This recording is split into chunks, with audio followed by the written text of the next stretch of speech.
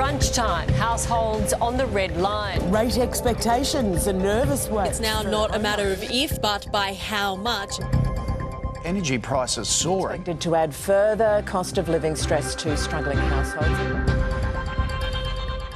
Australians expected higher interest rates today, but that doesn't make this news any less difficult. It is hard to remember a Treasurer who has had to deliver quite such a sombre message from his first day in the job as Jim Chalmers. And if anybody had missed that message in the past 2 weeks, they certainly couldn't miss it today. High and rising inflation, rising interest rates, falling real wages, at a time when our ability to respond to these challenges is constrained by the fact that the budget is absolutely heaving with Liberal debt.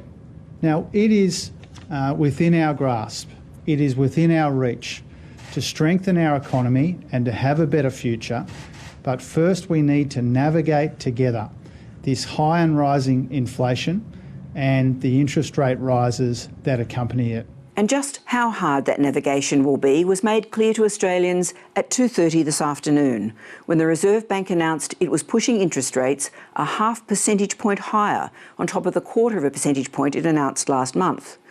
We had been warned that there would be more interest rate hikes to come this year, after years of record low and falling rates, but few had expected a rate rise of this magnitude in one go.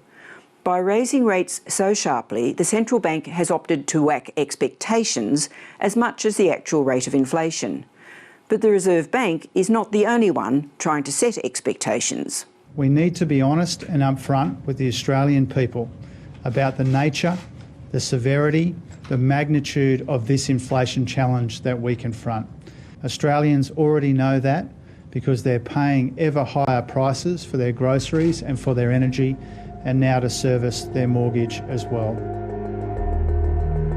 In a country of record household debt, this latest move is going to really, really hurt. It won't just be hurting household budgets either. In addition to the pressure it will put on family budgets, will also make it more expensive for the Commonwealth Government to service that $1 trillion of debt in the budget. Since the interest bill on that debt in the federal budget is already around $20 billion a year, it gives you some idea of how much more of our taxes will have to be used to pay off the country's borrowings instead of delivering services.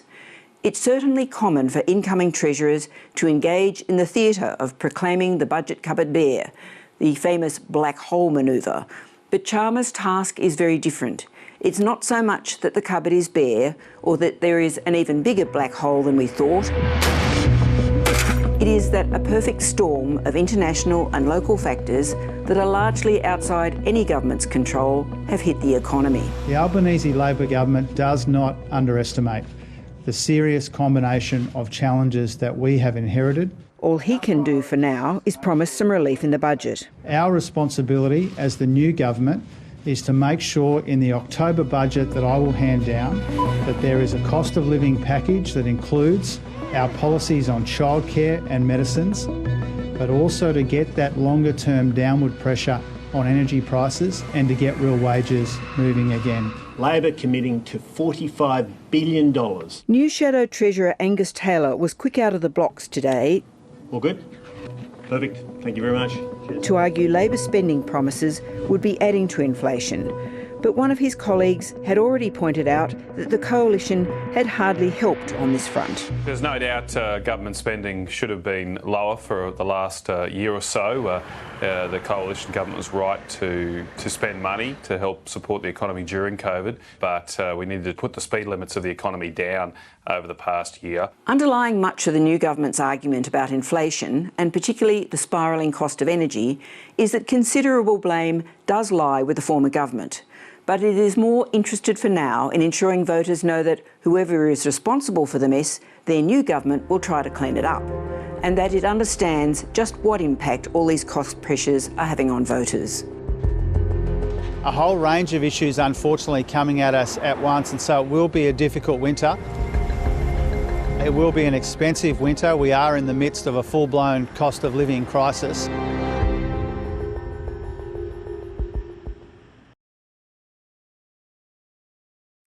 Hi, I'm Lee Sales. Thanks for watching this story. If you'd like to watch more of 7:30's stories, they are on the left of your screen.